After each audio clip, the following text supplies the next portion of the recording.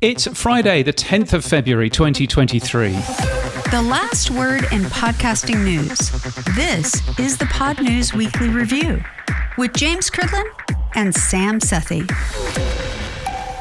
I'm James Cridland, the editor of Podnews. And I'm Sam Sethi, the CEO of Podfans, launching at Podcast Movement in Vegas. Ooh. In the chapters today, Google loses podcasts from search, or do they? What's the latest buzz from Buzzsprout? Have you got a trailer?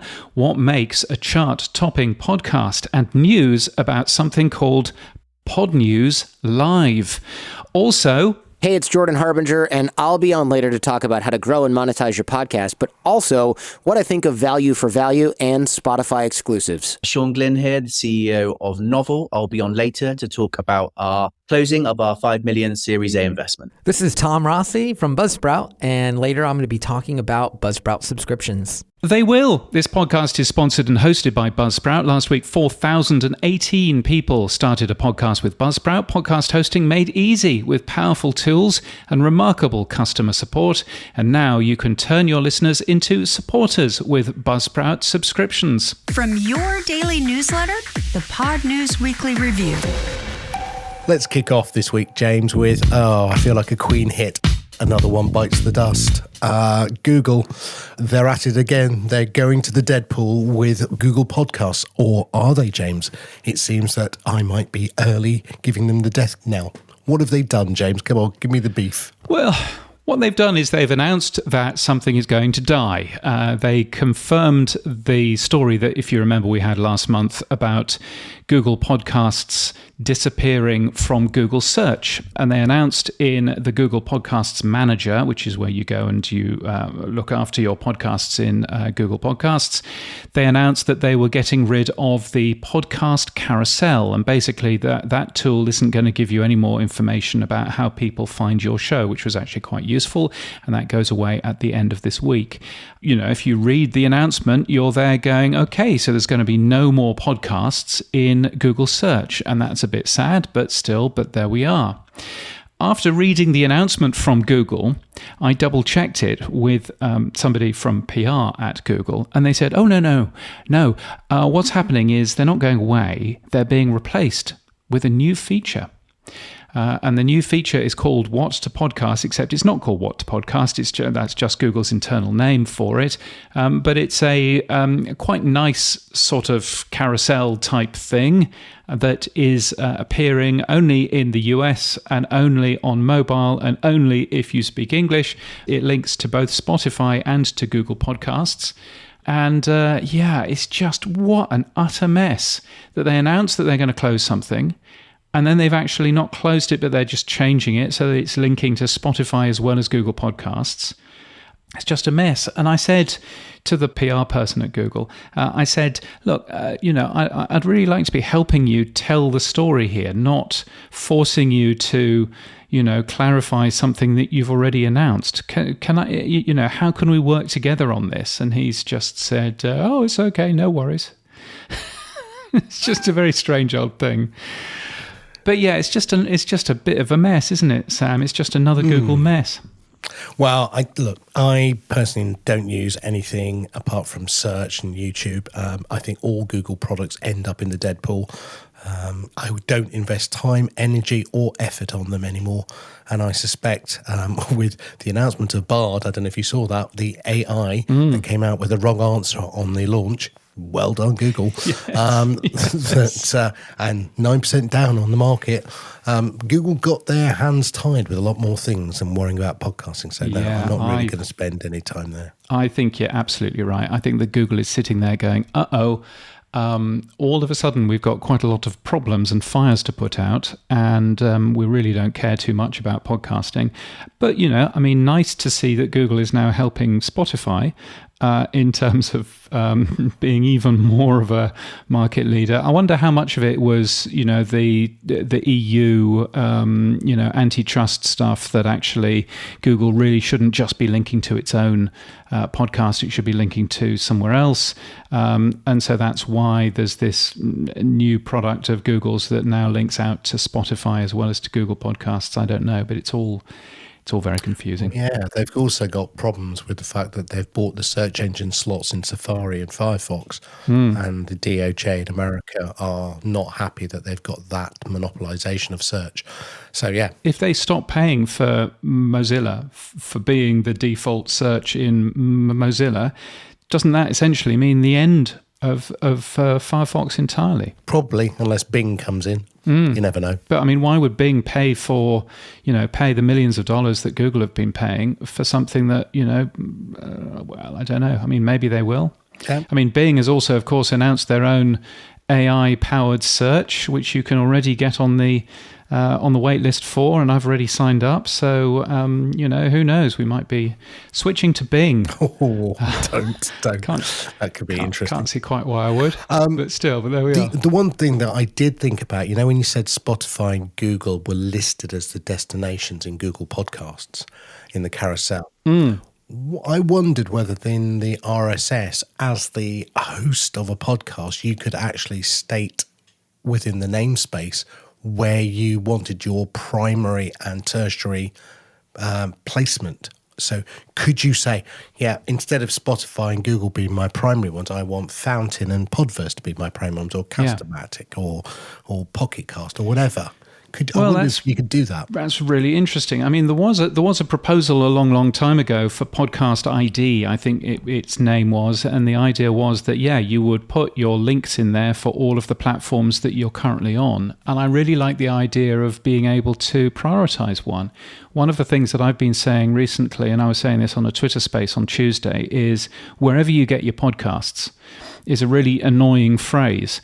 And what we should really be doing is we should be promoting the podcast app that we want somebody to have listened to. So if you're listening to this show, listen to it on Fountain, please. Don't listen to it on Apple Podcasts. If you listen to it on Fountain, then you're helping support us and you get additional features like seeing comments in there. I think that's probably a good thing. So I'm liking the idea of that, and perhaps that's something that podcast hosting companies can just automatically add into the RSS feed, given that they know where podcasts are in various places. Yeah, and also be the opposite of block. I don't know what you'd call it, but it is the opposite of block. Instead of saying, don't put it here, you're being positive and saying, please place it there first. Yeah. Well, talking about one of those podcast hosting companies, Buzzsprout launched a fabulous new thing only the other week, and already over 1,000 Buzzsprout podcasts are using it. I'm talking about subscriptions, and a way for you to support this show. If you go to weekly.podnews.net, you can hit a button and become a power subscriber, or a power supporter, I think we call it, where you can give us a small amount of money every single month, and that will be a lovely thing. It even works if you don't listen, which is always a thing. So I caught up with Tom Rossi from Buzzsprout, and I asked him what Buzzsprout subscriptions were. Buzzsprout subscriptions is our best thinking around building a listener-supported podcast, bringing everything that you need to be a listener-supported podcast. So you can use it for member-only content, or you can use it just as a regular payment, which is what we're doing for power subscribers. I think we're calling it power supporters. I must have thought for literally seconds about that. But yeah, so what's the difference in between sort of regular payments and the member-only content? We think that there's a lot of podcasts that can take advantage of those kind of value for value concepts without having premium content. You're already providing value in the work that you're doing.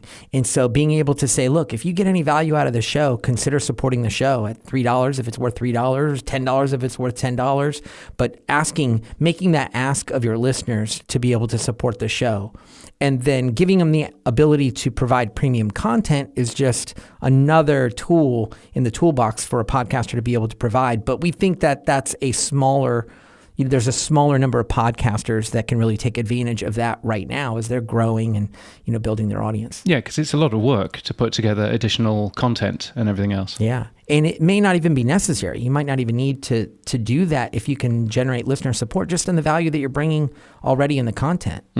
Yeah, I know one of the things when I started doing the Podnews newsletter, you could be a personal supporter and you got nothing back from that other than a warm feeling inside. Yeah. And I don't think that there's a problem with that, No. really. And there's a great option to do things like shout outs in the show where you're going to get a shout out, or we're going to send you a coffee mug, or we're going to send you a t-shirt. We're going to send you something as a result of you supporting the show. But I think creators, especially, we just got back from PodFest in Orlando, and I was talking to a lot of podcasters, and they can forget that you're creating value. You're creating something, and even though the listener isn't paying for it, that doesn't mean that it's not valuable. And if we're learning anything in this new attention economy, we're learning that things that are free aren't really free.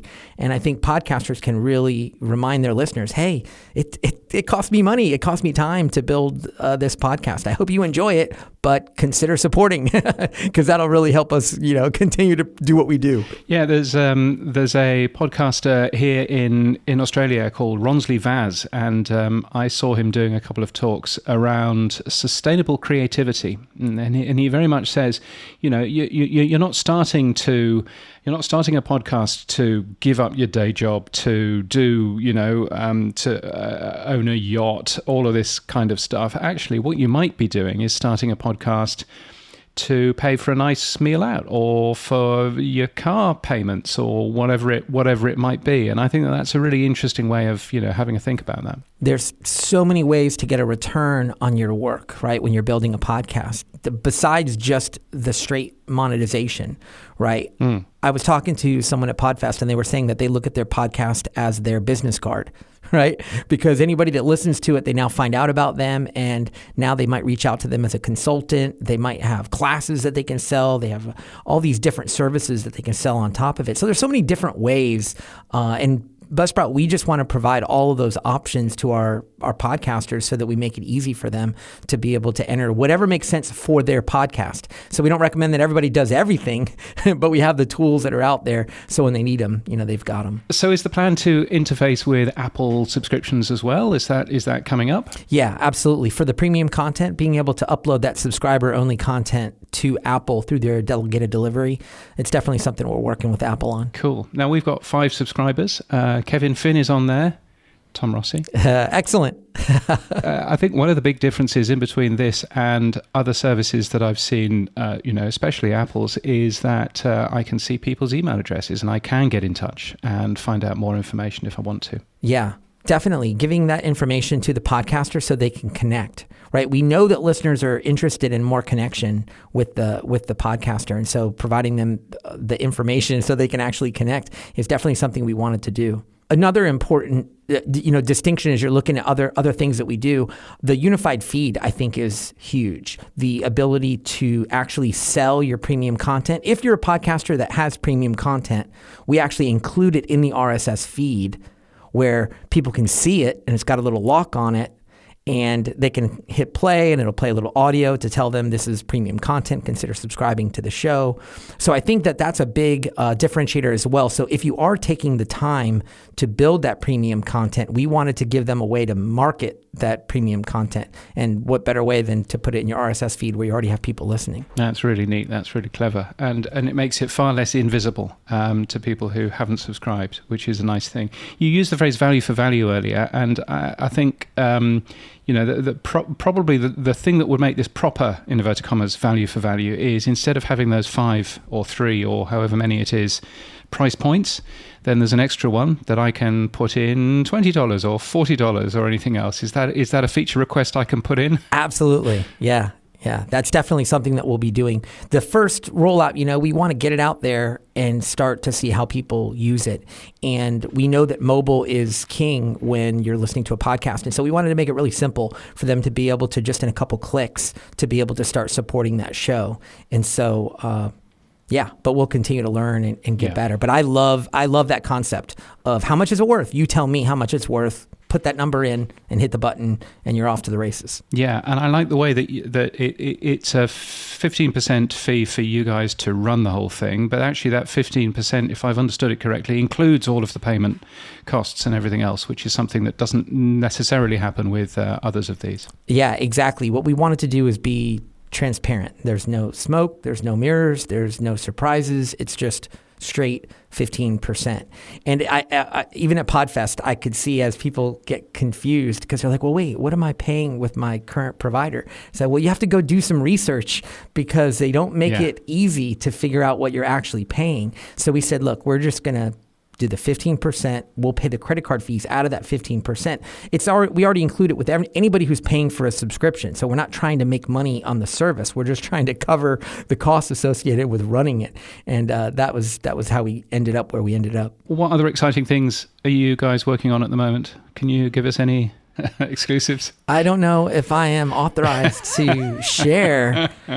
There we go. I don't know if I'm authorized to share exactly what we might be working on, but we definitely have some really cool things that are out there there's no shortage of ideas. There's no shortage of things that we could be working on to continue to help the indie podcaster grow their audience, to be able to monetize, or to be able to find the value, the objective, whatever the thing is that they're trying to do with their podcast, whatever success looks like for them. There's no shortage of ideas of things. And so, yeah. Because I find it interesting that you have embraced some of the podcasting 2.0 stuff, but you've come at this very much from a user interface point of view, from a making it really simple for your users' point of view. And I think, Buzzsprout seems to be just focusing on making stuff easy and straightforward. Would that be about right? Yes, absolutely. That's totally. And so we're following it all. We love podcasting 2.0. We love all the work that's coming out of that. It's just a matter of figuring out how we can make it kind of transparent to our subscribers our podcasters, because they really don't know a lot of those things. So a good example is, I will tell you this, we are going to work on the podcast text field, the TXT, putting that in the RSS feed. And so it's one of the things that we talked about with the team of how do we do this in a way that it's not, I don't want to have, what do you want to put into your podcast TXT field, right? Like, you want to make it so that they don't have to know the underlying details. And so we're looking at how we're going to incorporate that into podcast verification, where now they can put in a value, but they don't even realize where it's going in the RSS feed. Now we know, but that's what our implementation will look like, because that's kind of the Buzzsprout version of making that available. And Buzzsprout subscriptions, I'll say, is our value of our expression of value for value right now, right? Because the crypto stuff can just get really difficult. And so we wanted to just do it with the technology that we've got now in a simple way. And that's another great example of how we can kind of translate the podcasting 2.0 concepts into our audience. Now, at the beginning of the show, we read out a number every single week, which is an always changing number of how many people have joined Buzzsprout and everything else. Am I just reading out a random number generator there?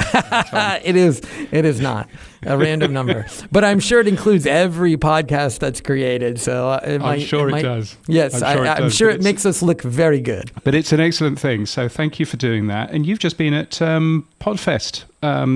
You said, the big journey to Podfest, which must have been an hour in the car for you? Right, just a couple hours. Yeah, it would have been considerably more for me, and that's why I couldn't make it. What was Podfest like? It was great.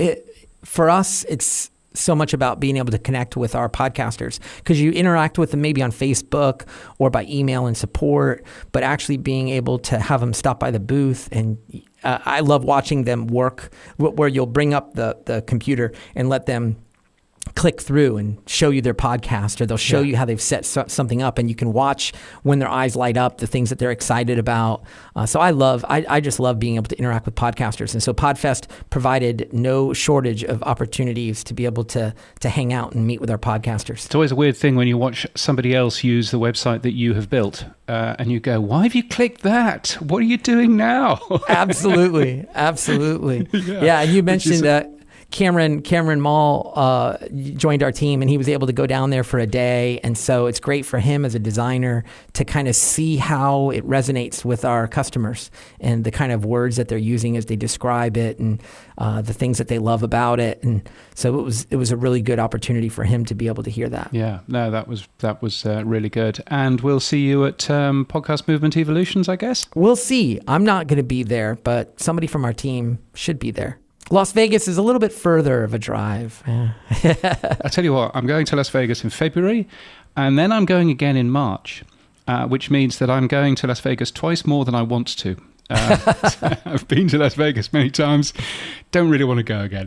But still, but there we are. Maybe I'll get to go on the Hyperloop, and that'll be a really exciting thing. Is that open?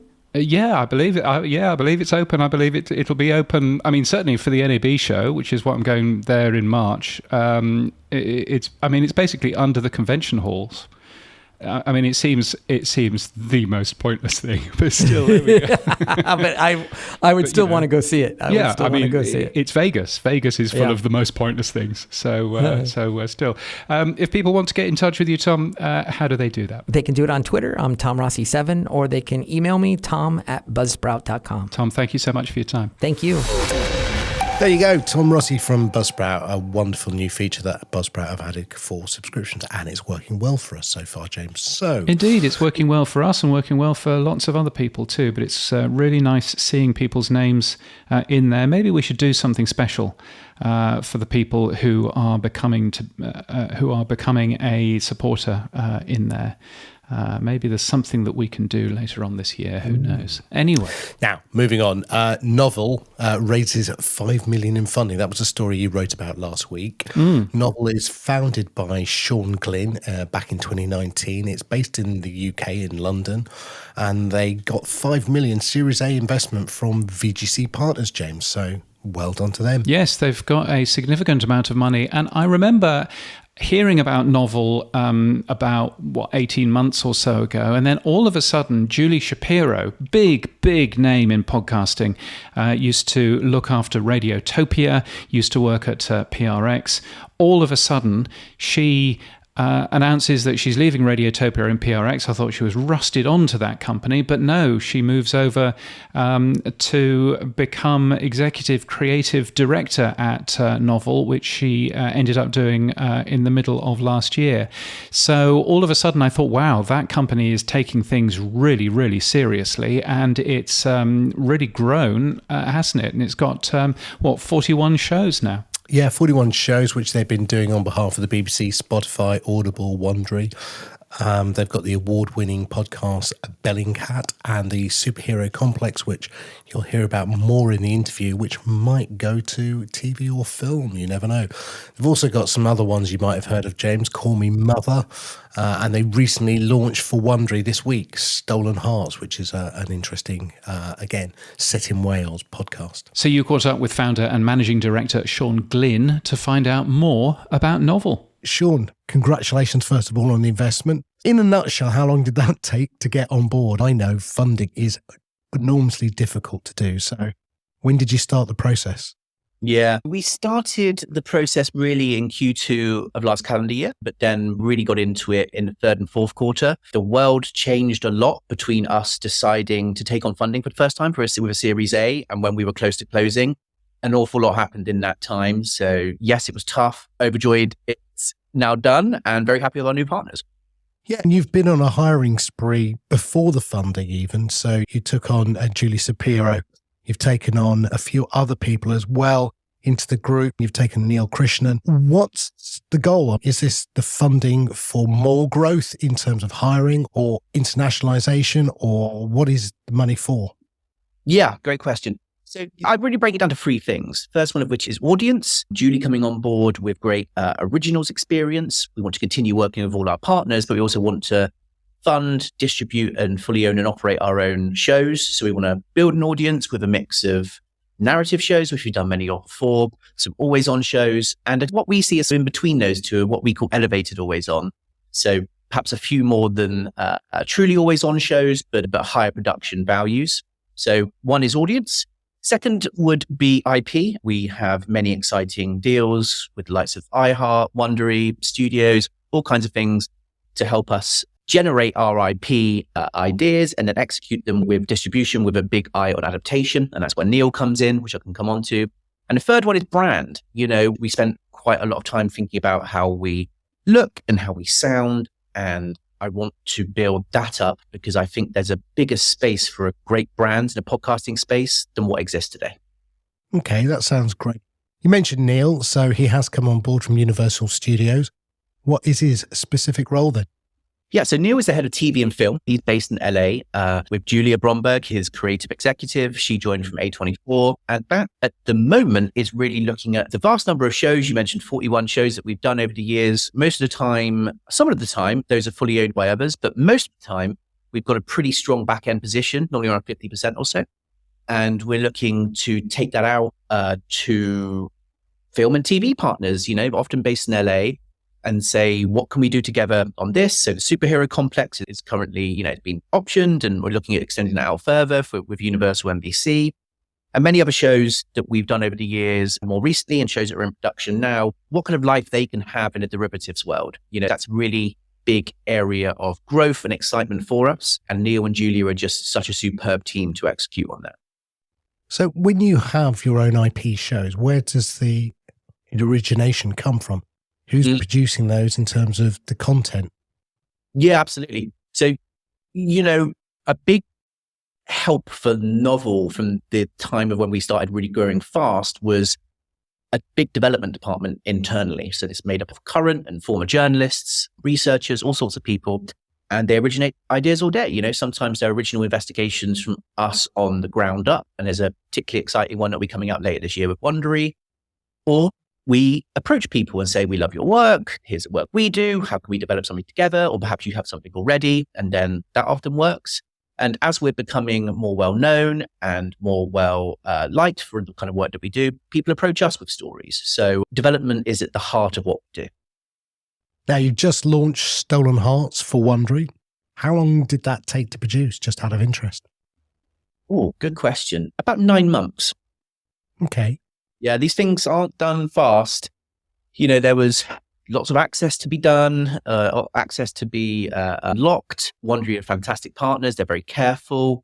And that's how long these things take to do. Well, that was shot down in cold, wet Wales. How did COVID affect you in terms of production? What was the impact to you guys, if any? Just what you would expect, really. There was the on-location recording just increased with time as COVID kind of fell away. So it was unhelpful across both Stolen Heart and all other productions to begin with, but nowhere near as disruptive as our friends in the TV and film industry. So it was a challenge, but other people certainly had it harder. And 23, so we've talked a little bit about it. You've got more shows coming out. How many more shows do you expect to produce in 23? We currently have 25 shows in production. Okay. Wow. Okay. Yeah. And does that funding accelerate that, or just that's what you pitched for? So you pitched the funding investors that were producing 25 and they went, yep, 5 million's about the right number. We want to get involved with it. So those 25 shows actually aren't any originals. So those 25 shows are actually all shows we're making as part of output deals we have with others, such as our iHeart slate and our Wondery slate and various other partners. So our originals work will actually be on top of that. So lots going on. Okay. So you're going to be hiring quite actively. We have 50 staff, so there will be more hiring, but, people come off of shows like Stolen Hearts has just finished production, so people can be distributed on new shows. So there will be some hiring, but we can often, we've got a lot of people on staff already to execute on some of this stuff. So you've got some rapid growth obviously occurring with the new funding. Does internationalization then outside of the US as well play into it? Foreign language, other countries? Where do you see that going? Yeah, that's definitely a focus of ours. Staffing wise, we have a lot of people in the UK, US, Canada, a few European countries. Focus for other language shows, it depends, because if partners of ours, and sometimes they do want this, we can do it. And we've done it in the past for Audible and others. And when it comes to originals, we will get to that point. But at the moment, we're figuring out exactly what we want to do, how we're going to do it, levels of funding, and then looking at all the derivatives, but also what other languages we can put into, obviously looking Spanish language first. So yeah, that's all on the agenda for us. When we're doing it in a work for hire or partnerships capacity, it's all on the partner and what they would like to do. Okay, cool. Now, here's a fun question. What's on your podcast list? What do you listen to? And you can't say your own stuff. Oh, anything but your own stuff. Well, let's see. I'm listening to the I'm Not a Monster podcast at the moment, the one on Shamima Begum. I think that's doing very good work. I listen to Pivot, the Kara Swisher. Yep. Scott Galloway show. I rather boringly have become a big listener to business and entrepreneurial and founder-based podcasts. Yep. So that's been quite a big one for me recently. The Crazy Ones is one I would recommend from that list. I think that does a really good job of finding unique founders. So I really like that show. Lots of sports shows too. Enjoying Guardian Football Weekly, things like that. What else am I listening to at the moment? Listening to Tortoise's output. I think Tortoise are doing like really good shows, like really consistently. I think their output's really strong. Yeah, so that's kind of what's on my list at the moment. And which one show do you wish Novel had produced? From all time? Anytime, yeah. What's the one that you think, gosh, that got away, wish we'd produced that? Do you know, I'm actually going to say one I've already said just because we were quite close to getting it. The Shamima Begum story on I'm Not a Monster, we were working on that for quite a while until we realized they had the access that they had. So I think that story lends itself very well to audio storytelling. It requires the unpacking and length that this sort of format gives you. So I wish we got there, but I think the guys at Sounds are doing a great job on it. Yeah, you can see that one being IP'd up into a film or something else, can't you? So given everything that you're doing and everything that's going on, where do you think 23 for podcasting is going? Do you agree or disagree, I guess, that advertising is going to get harder and sponsorship? So where's the monetization, do you think? Yeah, I think the advertising downturn is going to bounce back a lot quicker than what people are saying. I think, recent economic output and data from the US, from which everyone really follows, it's much more promising than what people would have thought. And I think advertising will follow that. I think, the obvious thing about there being probably fewer feeds, but listenership still going up regardless. I think that will happen. Monetization for subscriptions is a very interesting area for us. It's something that we're going to be looking at very closely for originals. So yeah, those are the areas that we're looking at. And I don't think it's as dire as what some predict it could be. Yeah, no, I agree with that. Sean, thank you so much. Now, before you go, more importantly, where can everyone find out more about Novel? Sure, yeah. So novel.audio is our site and all our shows are up on there. We spent ages getting that site done to the level it's at. We're quite proud of it. And then on social media sites, we're at Novel Podcasts. That's Instagram, Twitter. Those are the two we really operate from. Sean, thank you so much. Thank you, Sam. There you go, James. Sean Glynn. Interesting that they are looking to own IP and use the money for international growth. That is certainly what the money's there for. And they certainly want to produce their own stuff rather than produce stuff more for everyone else. 25 new shows in the can for 23. And that doesn't include their own shows that they want to produce with IP. Let's move on. Trailers, Sam. Yes, you had some wonderful data. And it seemed when I was putting the script together this week that trailers were everywhere. So the first bit is, how many podcasts have trailers in their feeds, James? What's the answer? Well, not that many, it turns out. So the way that the Podnews podcast pages work is we automatically scan RSS feeds for trailers and things. So I went to have a look at the podcasts that we've updated over the last 3 months. That's 360,000 of them. But only 14% of those podcasts have an episode marked as a trailer. And I thought, well, that's interesting, isn't it? There aren't really as many trailers out there for podcasts that I thought that there were. But then Dan Meisner from Bumper added to the data that we know about trailers, because he looked at that figure and he then looked at the Apple Podcasts Top 200 and the Spotify Top 200, the US lists of that. And turned out that 54% of Apple Podcasts top shows have trailers, and 50% of the Spotify ones do too, although Spotify's are worked out in a slightly different way. So actually, if you have a look at the most successful podcasts, quite a lot of them have trailers. If you have a look at just the full list of shows out there, not very many of them have trailers. Is that something that we can learn from? Possibly. Yeah, I think trailers, somebody said it very well. It might have been you even. Just in case it was you. I just thought, just in case. Thanks. Trailers are the new elevator pitch that, podcasters should be putting out if you want. When you have a startup, you have an elevator pitch as to why your startup's cool, and you get it really tight. Yep. Normally one sentence or one paragraph. Podcast trailers look like they're the same thing. Now, Ariel Nissenblatt, friend of the show, she has the Earbuds Podcast Collective, which she puts out, which has 5 podcast episodes every week from different people. That's a great way of finding new shows. But she's also launched this thing called Trailer Park with Tim Vilgas. I think that's how you say your name, Tim, which I thought was really interesting. They put out their trailer for their new trailer show, which was a little bit meta, but it was actually a very good trailer. And they're going to feature every week new trailers of shows as another way of finding out about Discovery. So I thought that was a nice new show that people should latch onto. Yeah, and I think also what they're doing is that they're actually talking to the creators about how they're putting the trailers together and the shows together as well.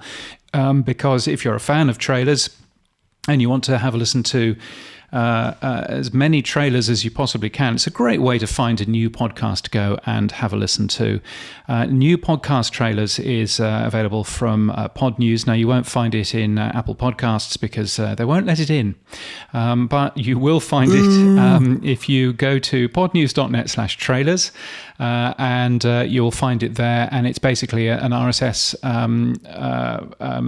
feed with all of the trailers of all of the shows that Podnews has promoted over the last week or so in there. So loads and loads and loads of new shows, which is well worth having a listen to. So you can get that in your favourite podcast app, but not in Spotify because they don't support RSS. You can even get it in Apple Podcasts as well, but you just have to visit podnews.net/trailers and hit the button from there. Now, moving on, James, what makes a chart-topping podcast? Tell me. Well, there's a thing. Rephonic, who helps Podnews with a ton of review data, they have a lot more data, and they did some studies into the data that they have there to work out that top shows tend to be weekly, which is like this one. Top shows tend to skew male in audience, which is, I think, like this one, to be fair. And yes, and top shows are more likely to be newer shows. So newer shows have more chance of appearing at the top. And that's probably because of the way that the algorithms work, because of course the Apple Podcasts chart is all about new subscriptions, and similarly the Spotify chart is around recency as well. So that's interesting stuff to learn about. I don't know whether that means that in order to be a top show you need to be weekly or not. That may or may not mean that, but I think it was a really interesting piece of research from the folk at Rephonic, and so worthwhile having a look at. I think it also helps knowing the people at Apple and Spotify who do the charts. That might be a good way to get populated into their new and noteworthy. That's another way. I'm just being, saying. If you know them, send them. No, I think the Apple has editorial teams in each individual country. I've met the Apple editorial team. I've met her from Sydney, who looks after Australia and New Zealand. And I think, they have individual people who are looking after each individual territory there. They have no impact on the charts, but they do have impact on, clearly new and noteworthy. And if you have an Apple subscription, then that makes you even more likely to be pushed. So we're told. So so that's worthwhile knowing. You had a chat with a man who knows how to make a chart-topping podcast, haven't you? I did, yes. I caught up with a lovely guy called Jordan Harbinger. Now, he gets 5 million downloads a month, and he is very prolific in growing his audience. He basically spends a lot of time off network working his way into other podcasts. Well, I thought I'd reach out to him and find out, A, how does he do it? How did he grow his network to be so large?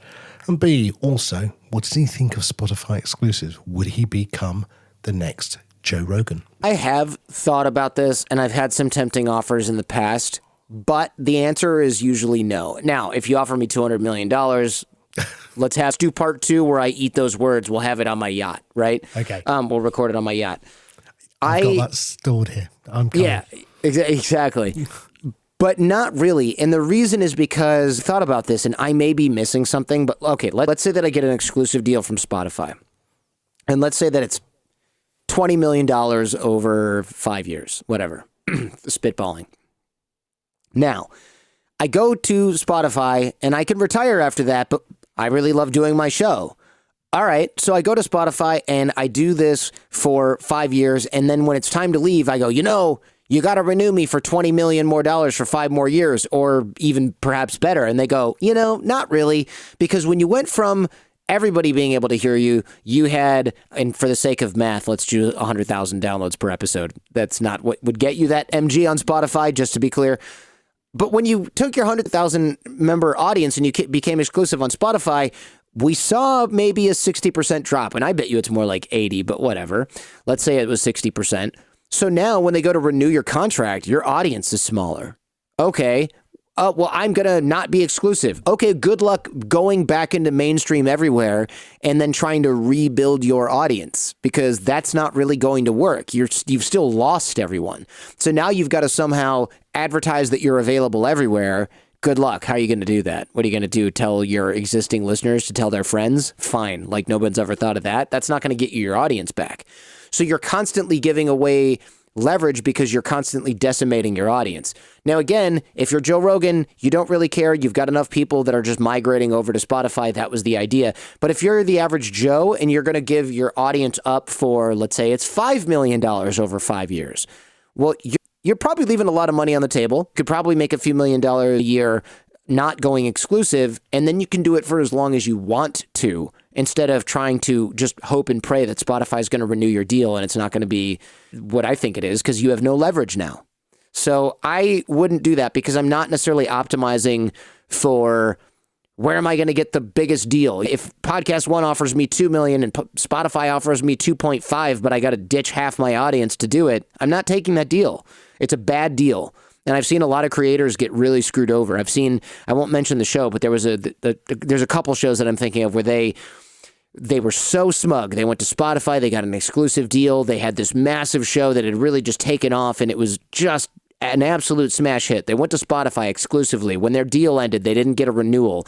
They came back and nobody cared. Crickets. Why? Because there were a million clones that had already started to take off in the mainstream decentralized podcast ecosystem. Nobody cared about them anymore. Nobody knew about them anymore. And so now they're like, oh, well, I'll start a new show. And it's like, oh, I guess we actually just caught lightning in a bottle, but they threw it away. They took an exclusive deal. And I've seen a lot of creators do that. A little clip of Jordan Harbinger. Now, to keep this show nice and tight and short, you'll find the rest of that interview in Podnews Extra, which is an extra podcast that you'll find right here, where you can hear the whole interview. It's a great interview too. And looking forward to seeing Jordan Harbinger. He's speaking at the podcast show in London in May, and will probably be in Vegas as well, I'm guessing, for the Podcast Movement Evolutions too. But really looking forward to seeing him again. He's a top man. Yeah, he is. Lovely guy. Apart from the fact it was 1 o'clock in the morning when I did the interview, because he didn't remember that I'm in the UK and time zones do affect people. But other than that, it was fine. Are you making excuses there, Sam? If you can hear the snoring in the audio, that's not my fault. I tried my best. Yes. Now, moving on. Still talking about chart-topping podcasts, Freakonomics Radio has announced a new YouTube channel with its podcast. Tell me more, James. Yes, the YouTube takeover of podcasts seems to be continuing. Freakonomics Radio has jumped in, and basically, if you go to their YouTube channel, which is youtube.com/@Freakonomics Radio, then you'll find all kinds of stuff in there, including basically their entire back catalogue. They're all, typical audiogram type things, but one of the things that the network talks talks about is that it'll help with searchability for their shows because loads of people use YouTube. It'll help make the content more accessible with captions and transcripts and stuff like that. So, of course, the first thing that I did is, hey, have you heard of the new podcast namespace and the podcast transcripts tag? And I know that I managed to get the big boss of Freakonomics Radio talking to the pod sage himself, Dave Jones. And apparently that conversation went very well. And there is more conversations going on, which is a good thing. So Dave is doing an excellent job, as he always does. So that was nice. And Podnews is also on YouTube as well. You can find us there, youtube.com/Podnews. And as of a couple of days ago, because I have a new Mac and it's much more powerful and I can do this sort of thing, you'll find that the versions of the Podnews Daily, which has been updated onto Podnews, now have a built-in transcript in the actual video just to make it look a little bit more interesting. So you can find out more information about that if you go and have a look at us on YouTube, where you'll also find this particular show as well, although we do look quite dull. Well, hey, it's 6 o'clock in the morning normally when I start this one. So, hey. That's why we don't run video. Yeah, exactly. Thank you. It's not a pretty sight. It's not a pretty sight. Now, in People News, James, who's moving, who's grooving? Come on, tell me what's going on. Well, Robbie Ashcroft is a new signing at Free Turn Entertainment, which is a UK podcast company. He joins from Dentsu's The Story Lab, which funded new shows. And you've probably heard a show which has been funded by them. So quite a big signing in the UK. There are also signings across Libsyn for new Spanish offices for their Julep media company in Europe. They've also made Mike Lindsay country director for DAC, which is the German-speaking countries in Europe as well. So they seem to be doing pretty well. Soundstack has made a number of hires. Ray Harkins has left iHeartMedia from podcast strategy. He's taking a moment to check out what else is happening in the podcast space, he says. And Matt Mize finally has been appointed as a director of podcasting and head of Pacific content at Rogers Sports and Media. I'm sure he doesn't want to be known as the new Steve Pratt, but that's kind of what he is.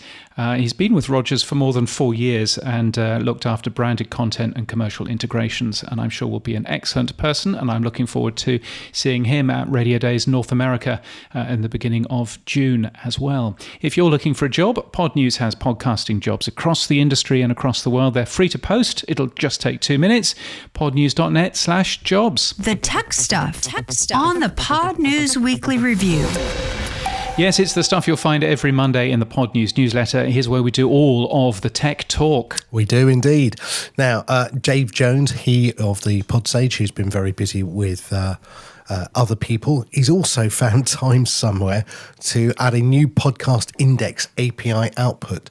So if you're looking to integrate with the podcast index database for all of podcast listings, the feed itself, you can now go to 2 endpoints that he's created, which I'll put in the show notes.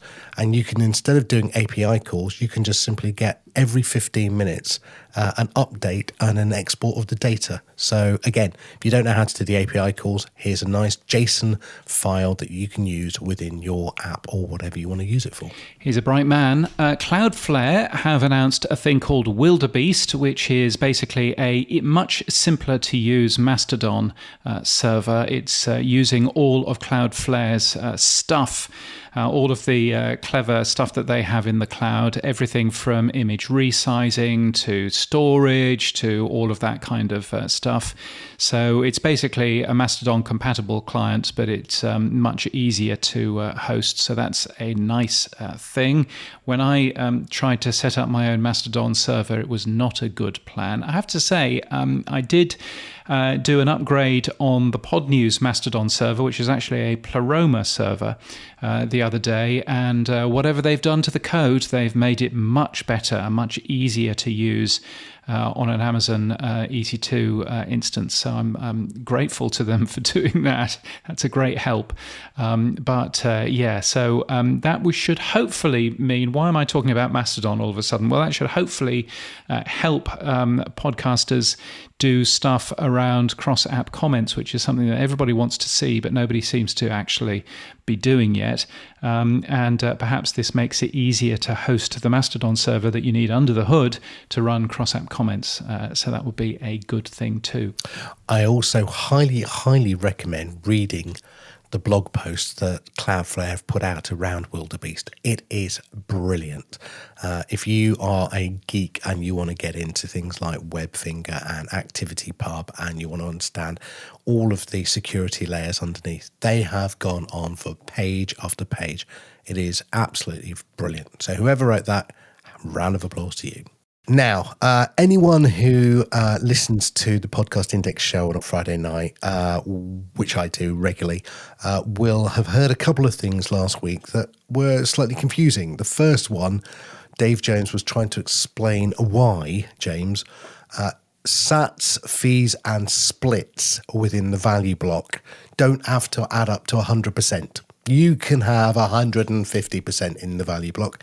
And I was pulling my hair out, screaming down, boosting like mad, telling them, no, don't do it, don't do it. And Adam, to be fair, was agreeing with me, but obviously he couldn't hear me screaming at him.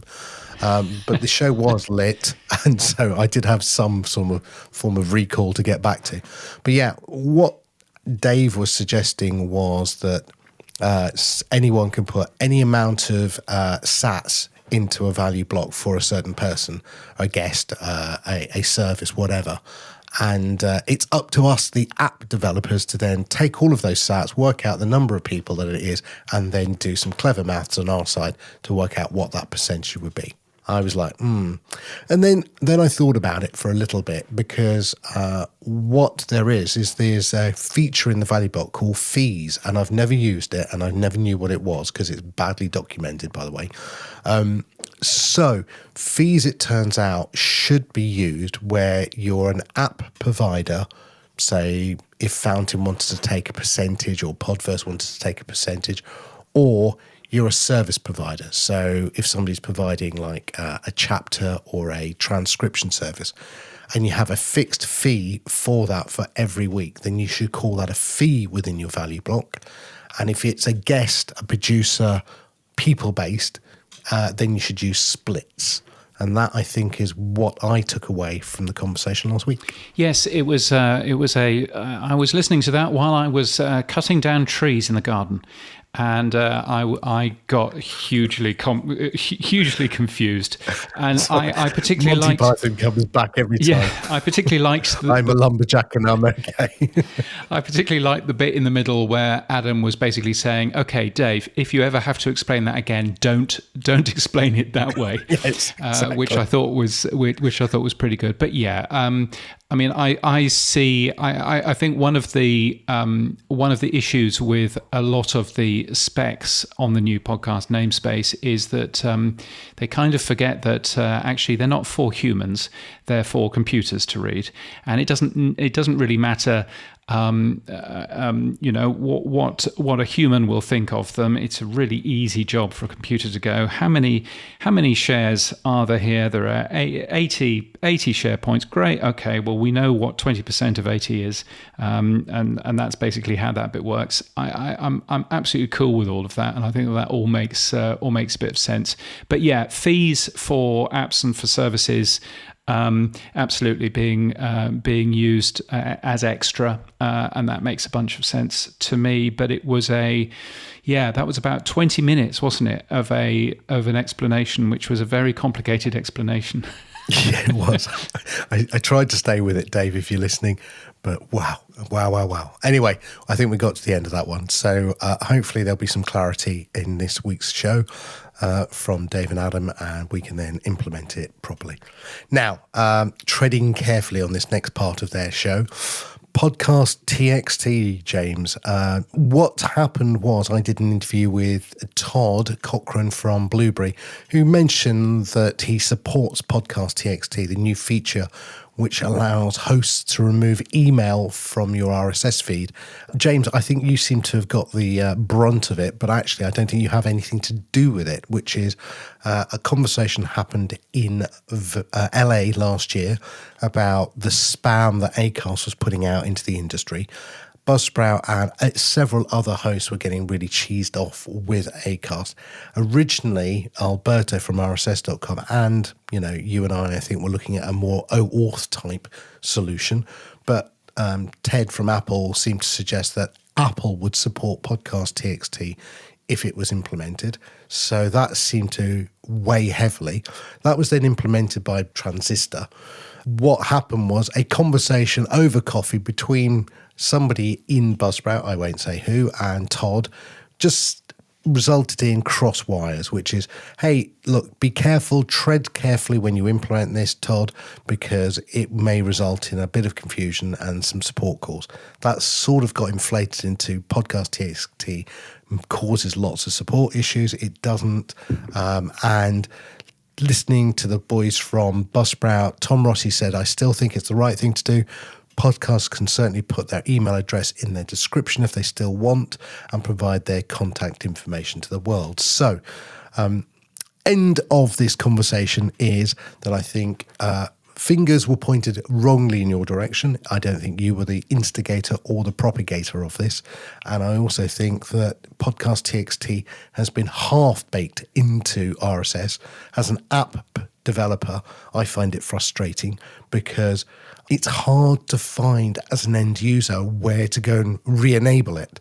So just to be fair to you, James, I don't think you were the person pushing for it or the person who's implementing it, because you're neither a host nor an app developer. No, I think one of the things that I was very keen to end up doing is to do the right thing for the listener, as I've always done all the way through this, and make sure that there was a decent replacement for the email address in a feed. That unfortunately was sort of, rather overlooked when someone from Apple said, well, if you do this complicated thing, then we might support it. And everybody went, oh, but it's Apple, so therefore we've got to do that.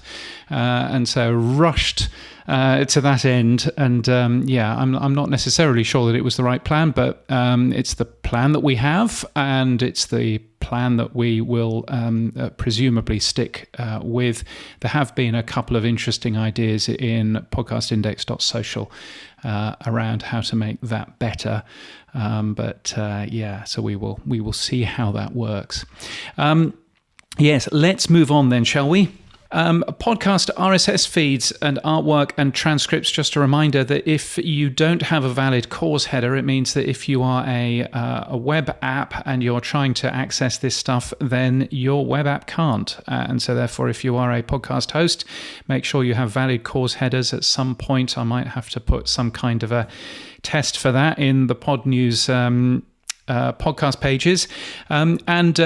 Just a quick thanks to Headliner as well. Headliner is a very excellent tool that we use to produce this very show on YouTube. We don't give it an awful lot of love because frankly I've not really looked into it properly, but it's a great tool to basically produce a video of your podcast for you. Now, when you press the button that says go, off you go, produce a video for you, then what Headliner does is it says, okay, while you're waiting for this video to be made, here are some podcasts to go and have a listen to, and Podnews Daily is one of those, which was a very lovely thing. So thank you so much to Oliver at Headliner for sorting that. That was a good thing too, so thanks. Yeah, we like Neil and Oliver. Well done, chaps. Now, transcriptions. It's something that we on this show have been talking about for a long time, about the legal requirement for them as well. But a friend of the show, John Spurlock, pointed me to an article in the New Yorker about downloading Whisper onto your local laptop. Now you've got your super duper new Mac, James, you might want to do that as well. I've done it. Oh, you've done it? Well, there you go. Look at you. And basically, you can then put your transcription up there. Now, there's 3 different training levels, a light and a super heavy. And yeah, that's one way of doing it. You can do that within your console.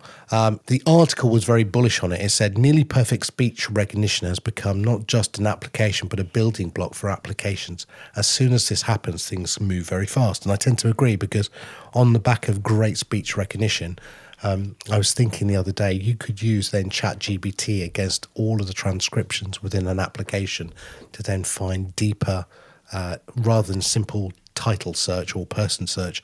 You could actually find much more information using something like an AI to go and look at the transcriptions. Yeah, absolutely, you can. And in fact, Jordan Harbinger's podcast has exactly that. If you go to Jordan Harbinger's website and you click the AI link at the top, then it gives you a ChatGPT type search, which goes deep into the content of every single show, which is a very smart thing.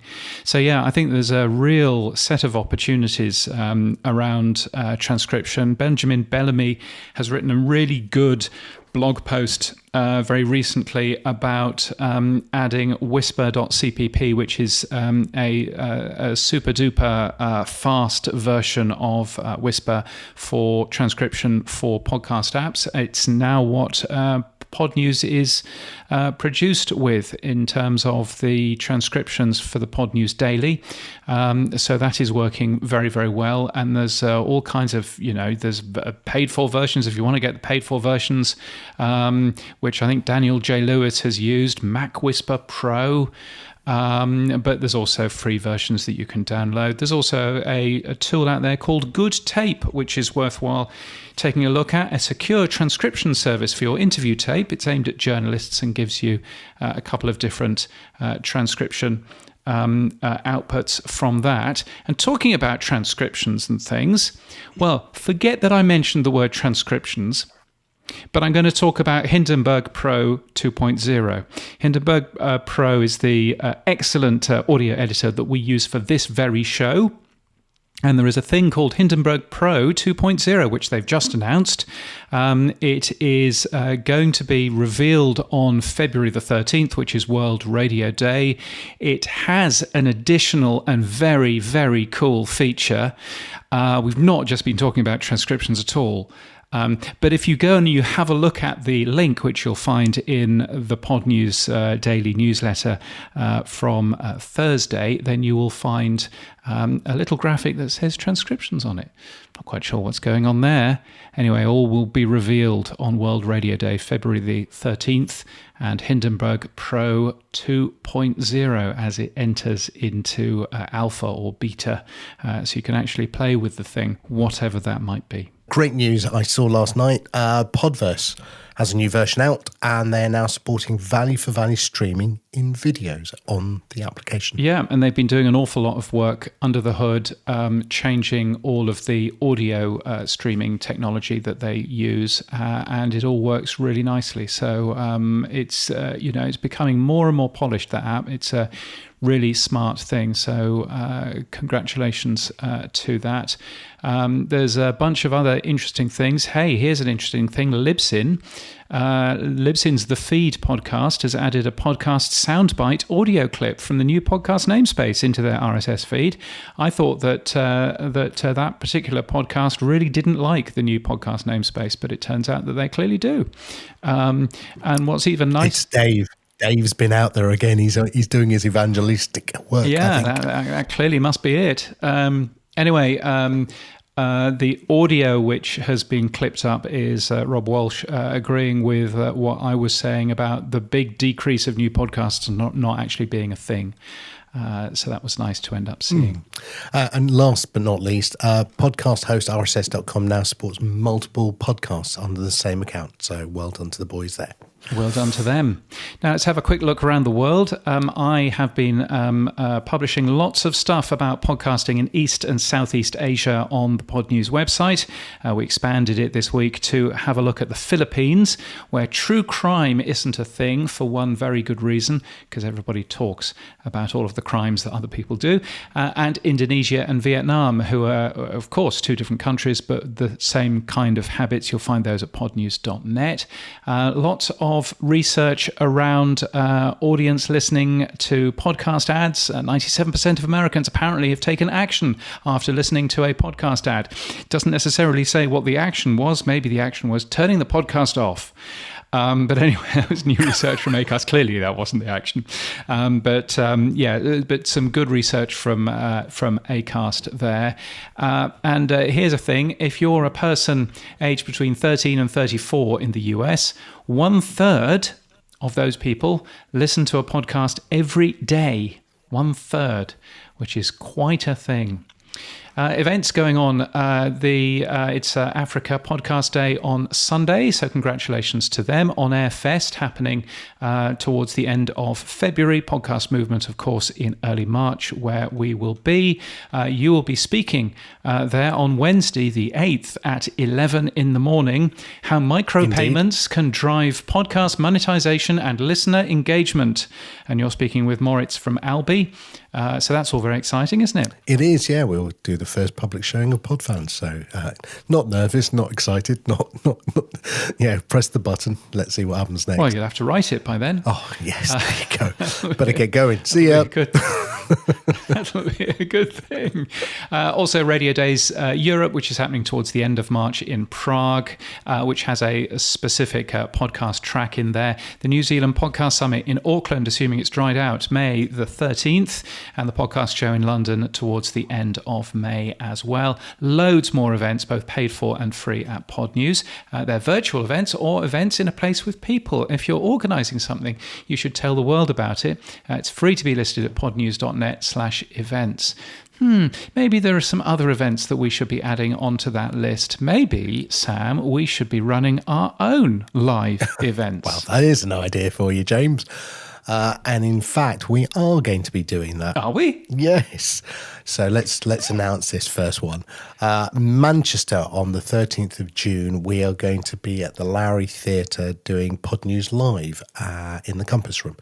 We'll be putting out more details in the next couple of weeks. So if you're interested in coming along to that event, ping me or James and let us know if you're interested. But we also are looking for sponsors. We have a number of people already lined up. I'm really excited. We have the head of podcast commissioning from the BBC coming along. Manchester's great, actually, James, because it's got so many good podcast production companies up there as well. So I'm looking forward to that. And we will be announcing one in London in September. And who knows, James, might we go further? Well, who knows, might we? I should point out, of course, as any fool knows, that the Lowry Centre is in Salford, not Manchester. Hold those ats. Don't get all antsy with me on Mastodon about that. You know full well. But anyway, yes, very much looking forward to Podnews Live North, which is in Manchester on the 13th of June, or in Salford. It'll be at the Compass Room in the Lowry Theatre, which I haven't been to since the radio festival was on there. So looking forward to that very much indeed. Podnews Live City going on in London in September as well. You can find out more information at some point in the future at podnews.live. Boostagram Corner on the Podnews Weekly Review. Yes, it's time for our favourite part of the week, Boostagram Corner. Matt Kundle, thank you so much. 5,000 sats. Enjoyed the Leo Laporte interview. Thank you, Sam, he says. I'm glad somebody did. Kyrin from the Mere Mortals podcast. A row of ducks. Leo is a fascinating guy, much to admire in what he's created. Super baffled that he doesn't get Bitcoin or Podcasting 2.0, though. Hopefully he'll come around at some stage. I agree. Mike Dell, 1,000 sats. Really enjoying the weekly show. Looking forward to seeing you guys in Vegas. Yes, I'm looking forward to seeing you, Mike, in Vegas as well. Should be a good thing. We should share a beer or two. A boost from Something Rather Than Nothing podcast, 250 sats. Thank you. Nice to find you here. Nice to find you there too. Something from, I think it's Sorting. I'm going to say Sorting anyway, SRTN. It probably stands for something.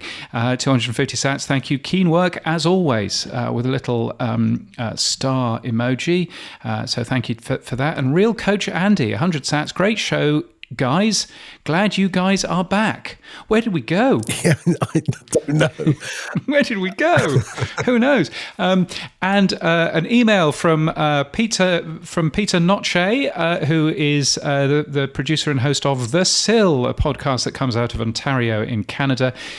He says, Season 2, Episode 11 was a very interesting and enjoyable listen. That was the one with Leo last week. I've been following you for years and really appreciate your daily pod news. All the best in 2023. Peter, thank you so much. That's very kind.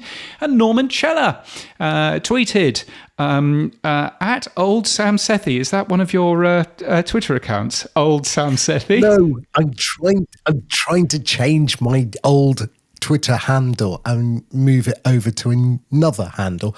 And of course, bloody Elon Musk doesn't allow you to do it. No, that doesn't work that way. Yeah. So I'm frustrated. Yeah. Just stop using Twitter and use something better instead. Anyway, He says, Sam Sethi on the Podnews Weekly Review, talking to City University about their Masters in Podcasting, which of course was an interview last week, has actually made me consider going back into uni again. Either that or something more all-medium encompassing or generalist. Norman Chenna, of course, based in KL, and it was great to see him last year. I'm looking forward to hopefully seeing him again at the beginning of September at Radio Days Asia as well. One last thing before we go, the Pod News report card is back for 2023. It's your chance to be heard.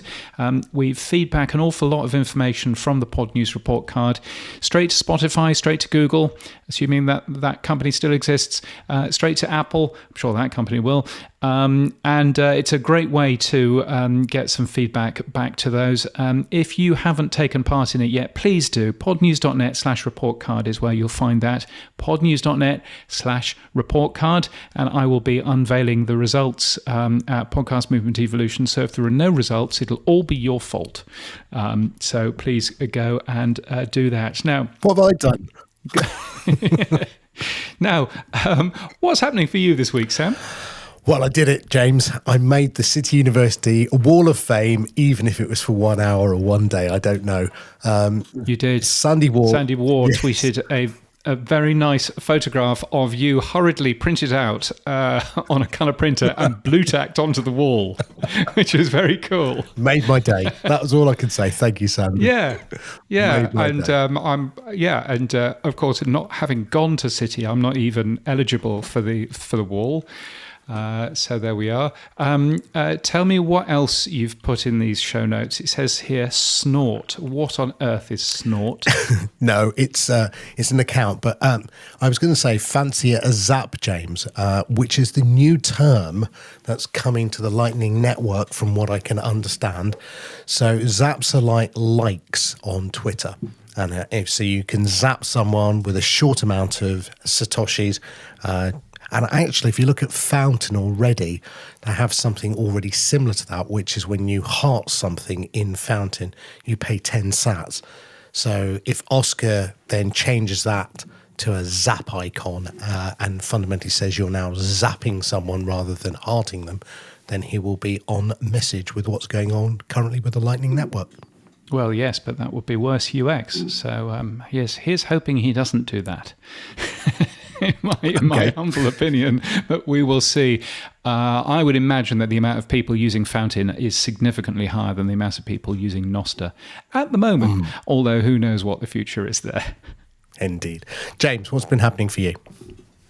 I have been mostly rebuilding the publishing tools for Podnews under the hood this week. It's one of the reasons why you may have noticed a slightly broken graphic earlier on in the week, because my new Mac didn't have the same font as my old Mac, it turns out.